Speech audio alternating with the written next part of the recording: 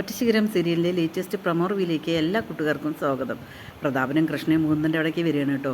അതേസമയം മുകുന്ദൻ ഇങ്ങനെ തള്ളിക്കൊണ്ട് വരികയായിരിക്കും കൃഷ്ണ. അത് കണ്ടതും പ്രതാപം ഇങ്ങനെ ചോദിക്കണം, ആഹാ നീ നല്ല ജോലിയാണല്ലോ, സീമയുടെ ജോലി നീ തട്ടിപ്പറിച്ചെടുത്തോ എന്നിങ്ങനെ ചോദിക്കണേ. അയ്യേ സീമയുടെ ജോലി തട്ടിപ്പറിച്ചെടുത്തതൊന്നും അല്ല ഞാൻ, നിങ്ങൾ ഇത്രയൊക്കെ വന്ന് സഹായിക്കണ്ടല്ലോ, അത് തന്നെ എനിക്ക് വലിയ സന്തോഷമാണ്. കാരണം നിങ്ങൾക്കും നിങ്ങളുടേതായ പ്രശ്നങ്ങളും തിരക്കുകളും എല്ലാം ഉണ്ട്. അതിൻ്റെ ഇടയിൽ നിങ്ങൾ ഇത്തിരി സമയം കിട്ടുമ്പോൾ അങ്ങോട്ടേക്ക് വരുന്നുണ്ടല്ലോ, അതെനിക്ക് വലിയ സന്തോഷമാണ് എന്നിങ്ങനെ ചോദിക്കാനായിട്ട് പ്രതാപനും കൃഷ്ണയും പറയണ്ട. അതെന്താ കൃഷ്ണ മൂന്തേട്ട അങ്ങനെ ചോദിക്കുന്നത്, അത് കുഴപ്പമില്ല, ഞങ്ങൾക്കത് സന്തോഷമാണല്ലോ, ഇവിടെ തനിയല്ലേ എന്നിങ്ങനെ ചോദിക്കണം. പിന്നെ പത്രത്തിൽ പരസ്യം നമ്മൾ കൊടുത്തിരുന്നല്ലോ ഒരായെ കിട്ടാൻ വേണ്ടിയിട്ട്, ആ ആയുടെ കാര്യം എന്തായി എന്ന് ചോദിക്കുമ്പോൾ 2-3 പേര് ശരിയായിട്ടുണ്ട്, പക്ഷെ ഒന്നും ശരിയായിട്ടില്ല എന്നിങ്ങനെ പറയണം. അത് കേൾക്കുമ്പോൾ മൂന്തൻ ഇങ്ങനെ പറയണം, ഏതായാലും ശരി, നമ്മൾക്ക് നല്ല ഇൻ്റർവ്യൂ ചെയ്ത് നല്ല ആയയെ തന്നെ എടുക്കണം. കാരണം എൻ്റെ കുഞ്ഞിനെ നോക്കാൻ വേണ്ടിയിട്ടാണ്. ആ ഇളം ചൂട് എൻ്റെ ശരീരത്തിൽ ഇപ്പോഴും പറ്റി പിടിച്ചിരിക്കണം. ആ കുഞ്ഞിനെ ഞാൻ മടിയിൽ വെച്ചപ്പോൾ അതിൻ്റെ ഇളം ചൂട് എൻ്റെ നെഞ്ചിൽ അങ്ങനെയുണ്ട്. അതുകൊണ്ട് അവളെ നോക്കാൻ നല്ലൊരു ആയെ തന്നെ നമുക്ക് വേണം എന്നിങ്ങനെ പറയണം കേട്ടോ.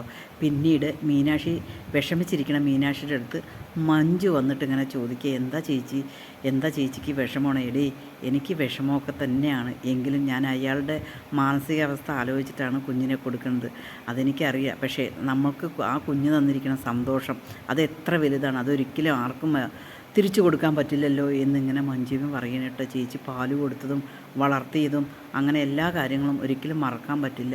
എങ്കിലും എന്താ ചെയ്യുക, അവളിനി എന്ത് ചെയ്യും, നമുക്ക് എങ്ങനെ അത് സഹിക്കാൻ ഉൾക്കൊള്ളും എന്നെല്ലാം അങ്ങനെ പറയുന്നുണ്ട്.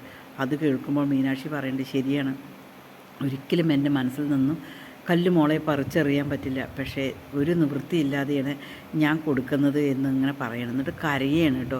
അതേസമയം മഞ്ജിമ പറയുന്നുണ്ട്, നമുക്ക് മോളെയും കൊണ്ട് എവിടെയെങ്കിലും പോവുക, എന്നാൽ നമുക്ക് കുറച്ച് പോയി ചുറ്റിക്കറങ്ങിയിട്ട് വരാമെന്നെല്ലാം മഞ്ജു മീനാക്ഷിയോട് പറയുന്നുണ്ട് കേട്ടോ. ഇല്ല വേണ്ട, എനിക്ക് എൻ്റെ മോളുടെ കൂടെ തന്നെ ഇരിക്കണം, ഓരോ നിമിഷവും അവളുടെ കൂടെ തന്നെ ഇരിക്കണം, അതിനി ഒരു മാറ്റവും ഇല്ല എന്നിങ്ങനെ പറയുമ്പോൾ മഞ്ജു പറയുന്നുണ്ട്, അവിടെ ആശുപത്രിയിൽ ഓരോ മെൻ്റൽ പേഷ്യൻറ്റുകാരും അങ്ങനെ പല പേഷ്യൻറ്റും വരുന്നുണ്ട്. കുറേ പേരുടെയൊക്കെ മാറാറുണ്ട്, കുറച്ച് പേരുടെ മാറുമില്ല.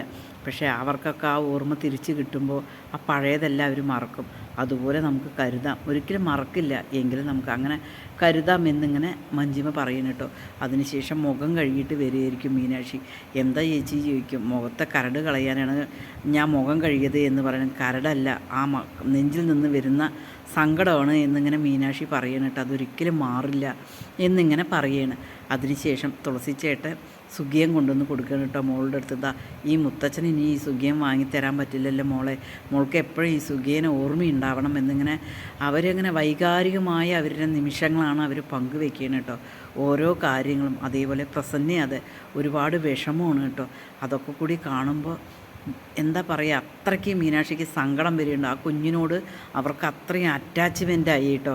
അതേസമയം ആശാൻ വരുന്നുണ്ട്. ആശാൻ വന്നിട്ട് കുറച്ച് ലേഹ്യങ്ങളൊക്കെ കൊടുക്കുകയാണ്. അവർ പല ഫുഡും പലതും കൊടുക്കുകയായിരിക്കും, പക്ഷേ ഈ കുഞ്ഞിന് ഇത് കൊടുക്കാൻ പറയണം. അവളുടെ കൈ പിടിച്ച് നോക്കിയിട്ട് പറയും, അവൾക്ക് രാജയോഗമാണ് എന്നിങ്ങനെ പറയുമ്പോൾ മീനാക്ഷി പറയും, എൻ്റെ മോളെ എവിടെയാണെങ്കിലും നന്നായി നല്ല ജീവിതം നയിച്ചാൽ മതി എൻ്റെ മോൾക്ക്, അത്രേ എനിക്ക് വേണ്ടുള്ളൂ എന്നിങ്ങനെ പറയണ്ട. ആകെ മൊത്തം അവർക്കിങ്ങനെ ഭയങ്കര സങ്കടമായിട്ടിരിക്കുകയാണ്. അതേസമയം 3-ാം പിറന്നാളിൻ്റെ ദിവസം മുകുന്ദനും ചന്ദ്രശേഖരനും എല്ലാവരും വന്നിട്ട് ആ കുഞ്ഞിനെ കൊണ്ടുപോകാൻ തീരുമാനിക്കുകയാണ്.